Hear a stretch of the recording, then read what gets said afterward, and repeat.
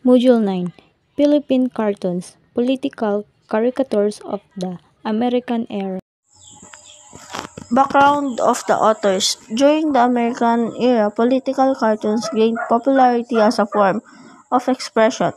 Many artists made use of cartoons as political commentaries to expose the ills of the American colonial government. Alfred McCoy provided an analysis of the pressing problems and issues of American colonialism manifested in political cartoons.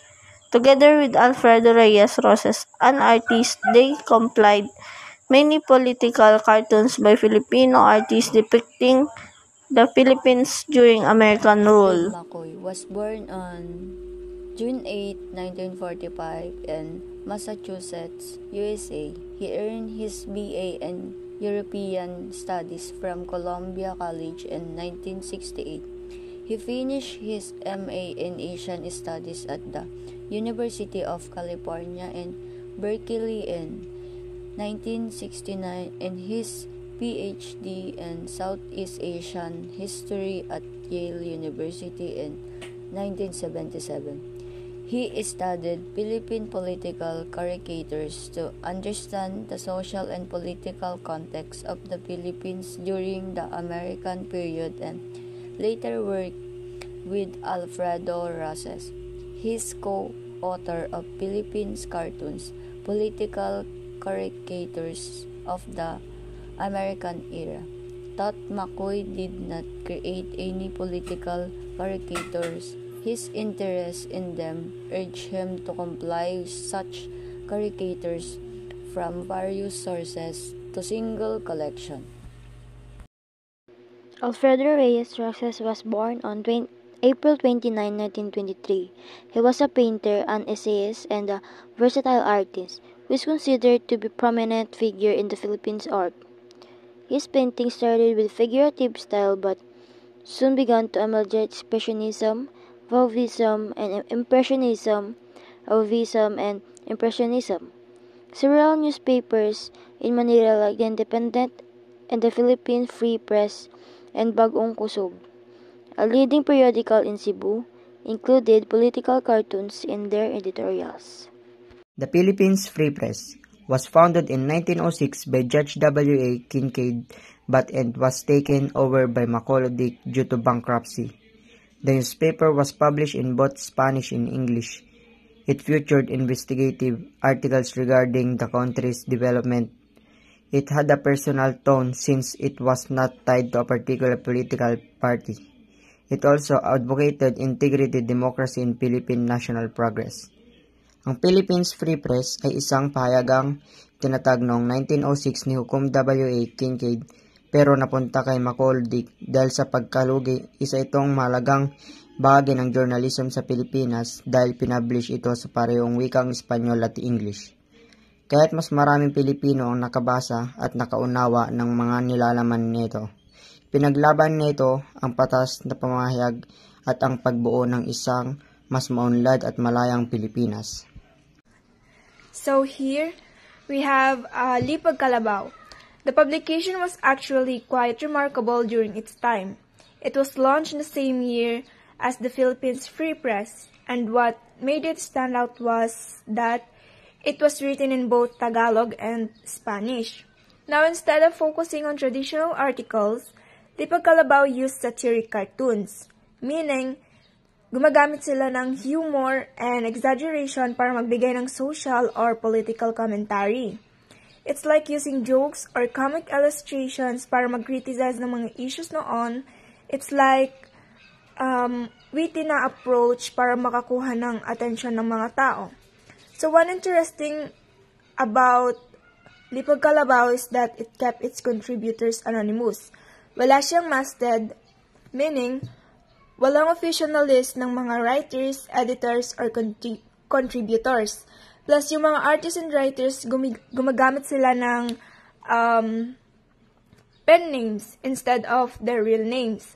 Parang sa social media nowadays, di ba? Where people use anonymous accounts para freely mag-express ng mga thoughts nila. This anonymity gave them more creative freedom mas naging bold sila sa pag-expose ng corruption, social injustices, and other controversial issues noon.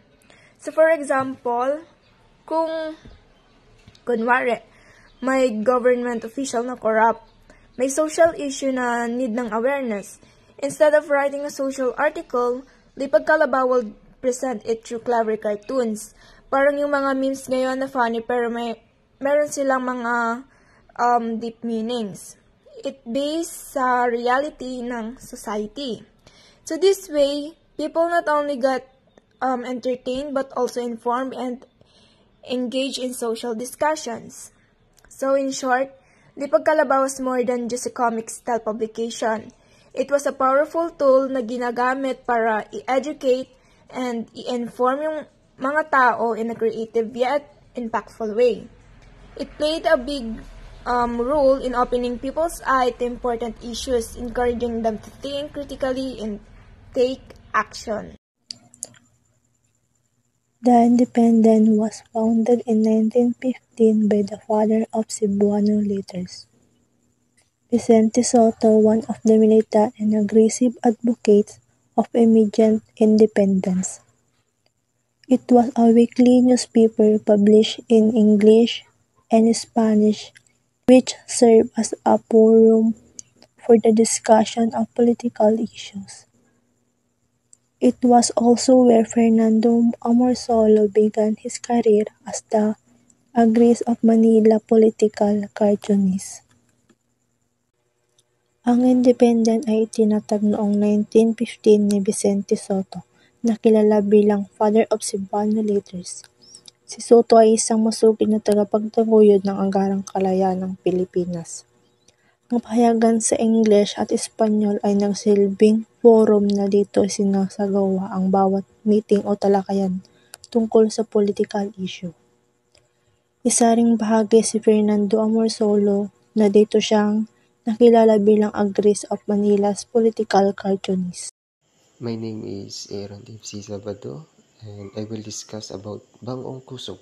In Cebu, one popular newspaper was the Bangong Kusog, which literally means new force. Bangong Kusog was known for highlighting the condition in Cebu prior to the war. It often talked about the difference between the Spanish and American colonial governments.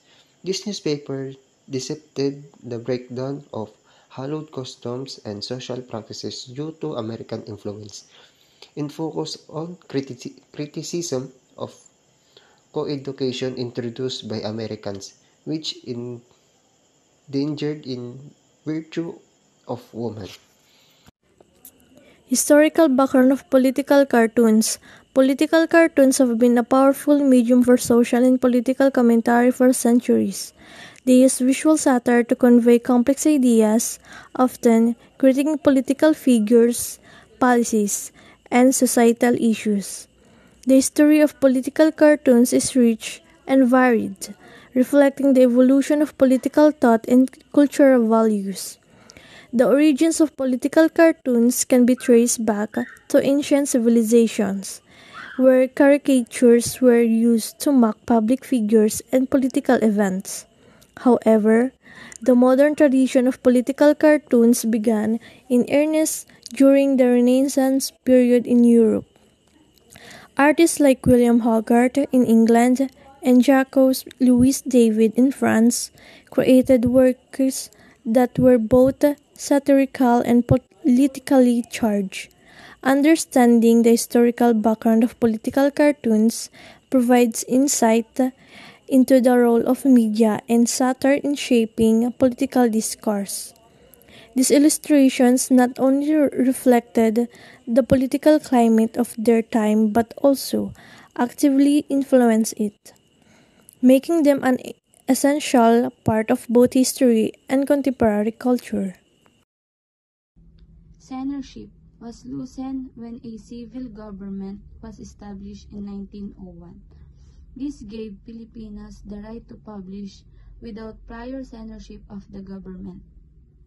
2 months after strict censorship was removed, Rafael Palma launched El Renacimiento, The Rebirth, which became the most influential of the early nationalist newspaper campaigning for the right to a free press. Whenever the Americans felt offended with any publication, they used libel and sedition laws to obstruct the developing hostilities. After facing 2 libel suits, El Renacimiento had to discontinue. Nevertheless, Martin Ocampo and Fernando Maria Guerrero established a new publication, La Vanguardia, in the same office and survived until World War II as one of the Manila's leading newspapers. The passage describes how censorship in the Philippines was loosened in 1901 when a civil government was established. This allowed Filipinos to publish without prior government approval.